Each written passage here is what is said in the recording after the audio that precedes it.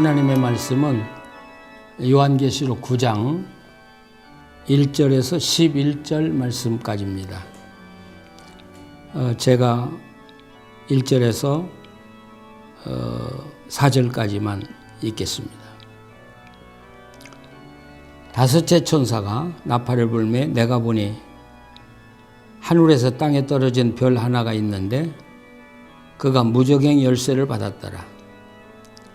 그가 무저갱을 여니 그 구멍에서 큰 화덕의 연기 같은 연기가 올라오매 해와 공기가 그 구멍의 연기로 말미암아 어두워지며 또 황충이 연기 가운데로부터 땅 위에 나오매 그들이 땅에 있는 정갈의 권세와 같은 권세를 받았더라. 그들에게 이르시되 땅에 풀이나 푸른 것이나 각종 수목은 해하지 말고 오직 이마에 하나님의 인침을 받지 아니하는 사람들만 해하라 하시더라. 아멘. 오늘 읽을 말씀은 다섯 번째 나팔에 해당되는 말씀이죠. 그리고 이제 12절에서는 여섯 번째 나팔이 이제 울려 퍼지게 되는데 이 다섯째와 여섯째 나팔은 앞에 첫 번째와 네 번째 나팔하고 내용이 전혀 달라요. 전 시간에도 이야기했지만 첫 번째에서 네 번째는 굉장히 빠르게 진행이 되고 내용이 심플하고 그냥 그것으로 인해서 벌어지는 결과만 강조했어요. 그런데 다섯 번째 나팔, 여섯 번째 나팔은 굉장히 구체적으로 뭔가를 지금 이야기하고 있다는 사실이죠. 그 나야가라 폴에 가면 노호프선이 있다고 그래요. 마지막 선. 그러니까 조난을 당한 사람이 나야가라 폭포를 이렇게 떠밀려 오다가 어느 선까지는 구조를 하는데 그 노호프선에 딱 걸리면 그때부터는 구조대원들이 손을 떼는 거예요. 희망이 없는 거예요. 이 다섯 나팔, 여섯 번째 나팔은 마치 뭐와 같냐면 그 노호프선에 서 있는 것과 같다. 이게 하나님이 그래도 사랑하셔서 내리시는 마지막 재앙이에요.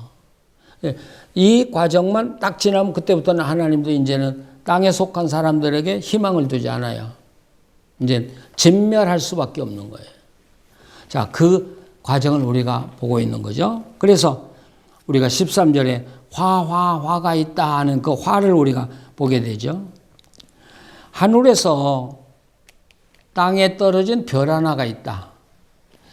이건 땅에 떨어졌다고 그러니까 좀 이상합니다만은 하늘에서 땅으로 내려와 있는 별 하나가 있다. 이렇게 읽으면 좋을 거예요.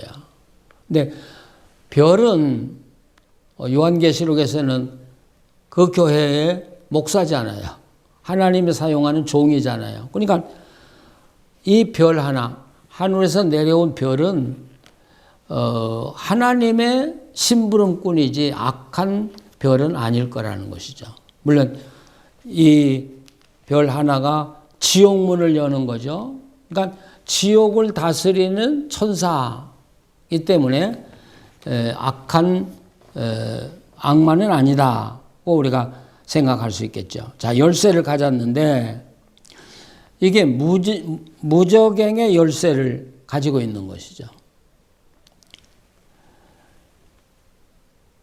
그래서 열쇠로 그 무저갱의 문을 여니까 마치 용광로에서 연기가 솟아오르듯이 온 하늘을 덮어버리는 거, 무서운 연기가. 그러면서 세상을 어둡게 만들어 버리는 것이죠. 그런데 그 용광로에서 나오는 연기 같은 것들이 뽀얗게 솟아오르면서 하늘을 어둡게 덮었을 때 바로 그 연기를 타고 황충이 올라오는 거예요. 황충대가 나오는데 거기 3절에 보면 황충이 연기 가운데로부터 땅 위에 나오매 그들이 땅에 있는 전갈의 권세와 같은 권세를 받았더라. 근데 여기서 황충이라고 번역했는데 쉽게 말하면 메뚜기예요. 메뚜기. 메뚜기 떼들이 이 아비소스 무적행으로부터 이렇게 올라오는데, 근데 보통 메뚜기가 아니고요. 이 메뚜기가 전갈과 같은 권세를 받았어요. 이 꼬리로 쏘면 사람이 고통을 당하고 죽기도 할 수 있는.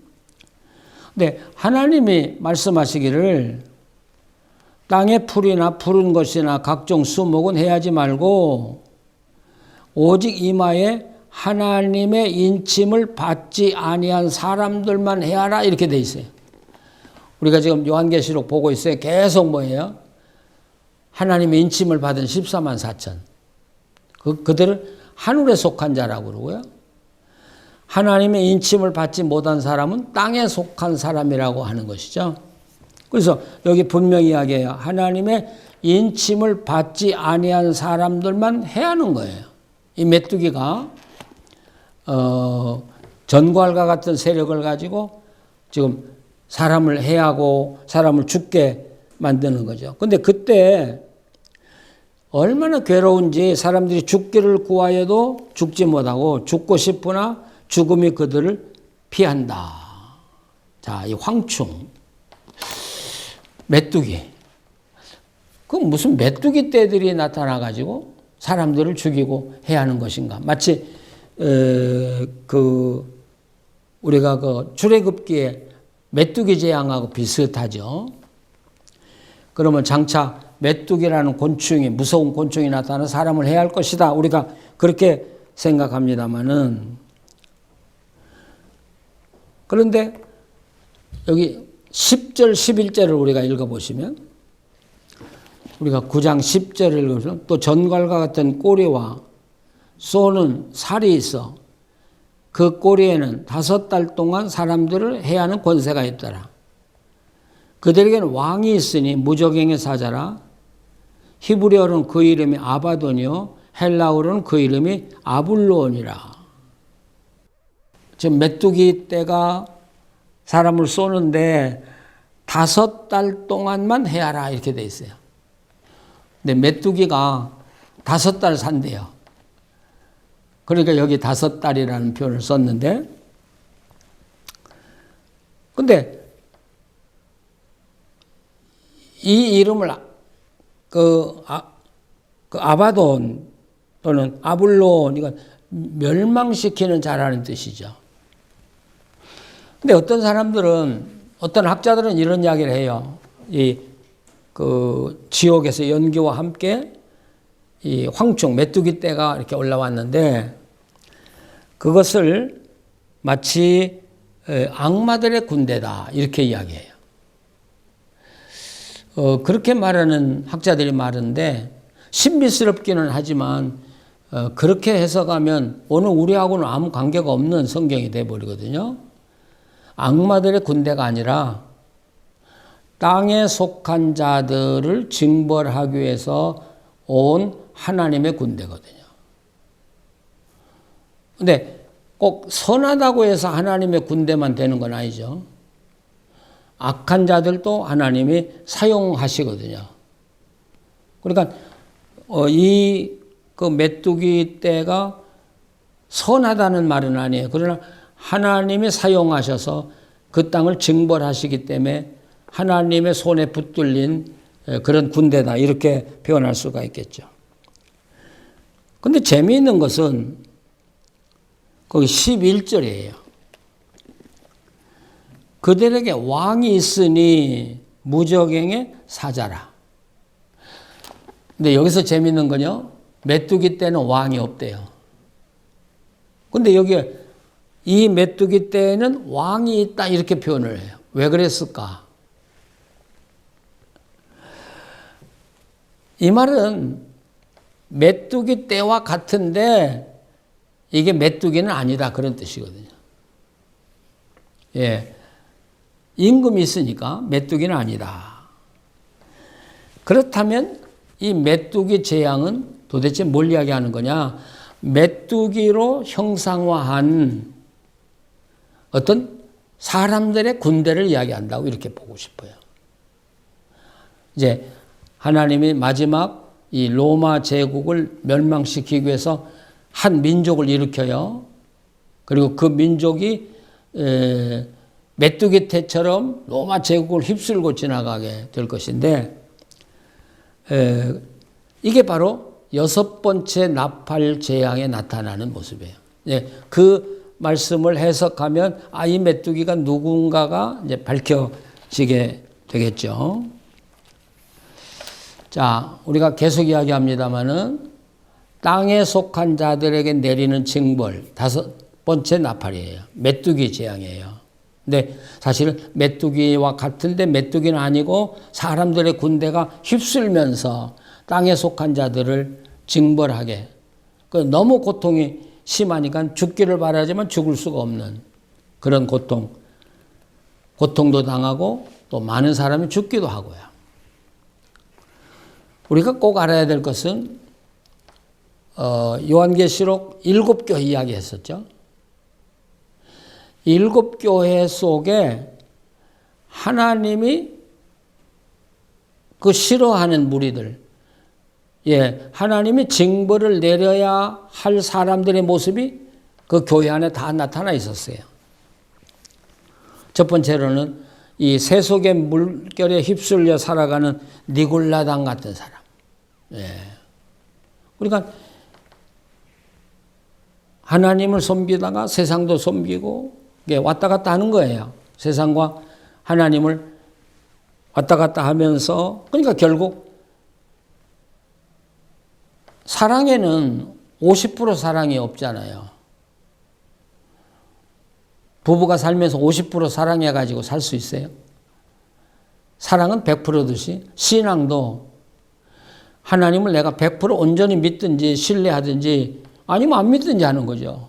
그러면 니골라 같은 사람들은 교회와 세상을 왔다 갔다 하면서 자기는 신앙도 지키고 세상에 지혜롭게 살아간다고 생각할지 몰라요. 그러나 하나님 보실 때 너희들은 내가 모른다.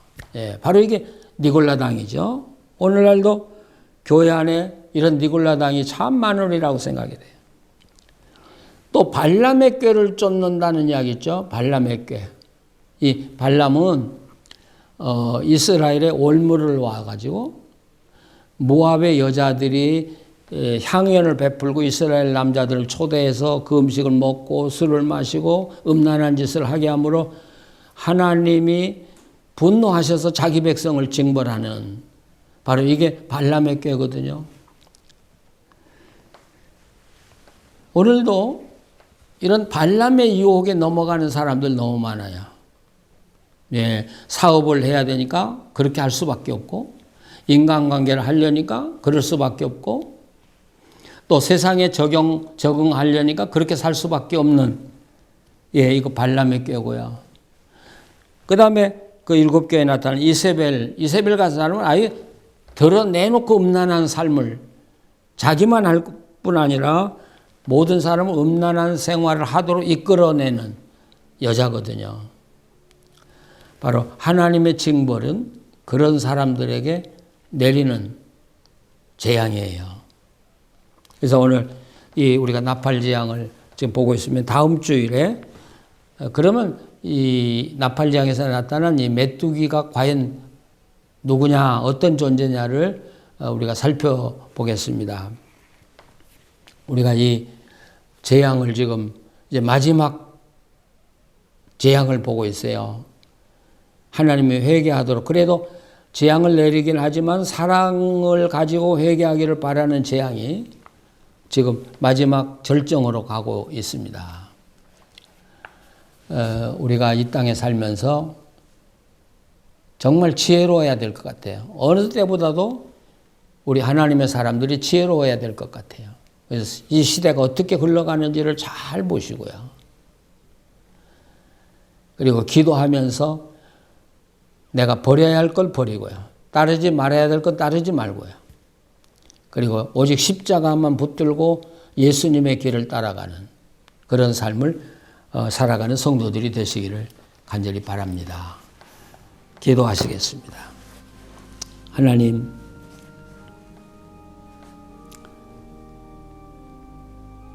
우리 사람들이 하나님이 누군가를 잘 모릅니다. 그래서 하나님께 무례하기도 하고 죄를 지으면서도 뻔뻔하게 살아갈 때가 많습니다. 하나님 우리를 용서해 주시고 용서할 뿐 아니라 성령의 마음을 주셔서 무엇이 바른 것이고 무엇이 악한 것인가, 정말 하나님이 무엇을 싫어하시고 무엇을 기뻐하시는가를 분명히 알게 하여 주시옵소서. 그래서 이 험한 세상 살아가는 동안 악에 물들지 않게 하시고 유혹에 넘어가지 않게 하시고 정결한 처녀처럼 주님 만날 준비를 하면서 매일매일 살게 하여 주시옵소서. 이 땅에 한올에 속한 자들을 보호하여 주시옵소서. 그들을 인도해 주시옵소서. 한올에 속한 자들이 이 땅에서도 승리하게 하시고 또 어느 곳에 가서 무엇을 하든지 모든 사람에게 존경받고 대접받는 그런 성도들이 되게 하여 주시옵소서. 교회들을 붙잡아 주시고 교회들이 깨끗하고 순결한 처녀로 살게 해 주시고 하나님의 영광을 드러나게 해 주시옵소서. 고통을 당하면서 하나님께 부르짖는 성도들을 기억해 주시고 또 이런 고통을 통해서 하나님 앞에 참 순수하고 깨끗한 성도로 만들어져 가는 걸 도리어 감사하면서 주님께 기도하고 그리고 승리하는 성도들 되게 하여 주시옵소서. 예수님의 이름으로 기도합니다. 아멘.